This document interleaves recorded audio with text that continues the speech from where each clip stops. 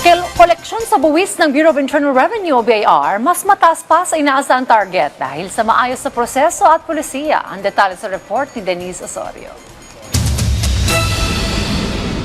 Mahigit sa 2.8 million taxpayers ang sakop ng BIR East NCR na may 5 revenue district offices. Kaya malaking usapin dito ang accuracy, deadlines at hassle-free na transaksyon. Lumampas sa target ang koleksyon ng East NCR mula sa 136.28 billion pesos goal. Umabot sa 141.11 billion pesos ang nakolekta o 4.83 billion pesos na lampas sa target. Sa kabila ng ganitong laki ng taxpayer base at koleksyon, patuloy ang paalala ng ahensya ng tamang proseso at tamang impormasyon sa pag-file at pagbabayad ng buwis para iwas penalties at iwas aberya. Our message is clear. Comply correctly, file on time, pay what is due, and when you do, the nation moves forward. Ayon sa BIR, hindi lang revenue figures ang sukatan dahil dapat ramdam ng taxpayers ang mas maayos na serbisyo at tamang proseso. When the government serves well, compliance becomes easier. Our theme for the tax campaign this year remains the same across all regions.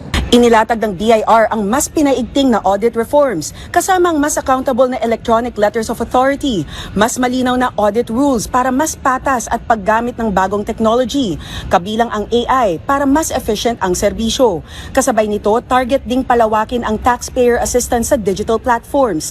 Plano ang pag-digitalize ng tax residency certificate requests, mas pinalakas na electronic submission para sa ilang requirements gaya ng BIR Form 1709 at mas maayos na tracking ng administrative cases sa pamamagitan ng EMAC.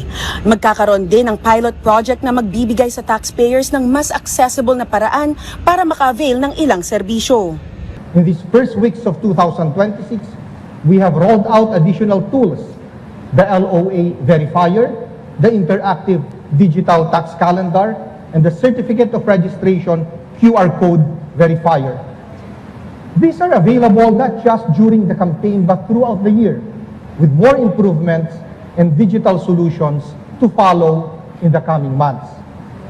Service excellence also means improving the way we welcome you.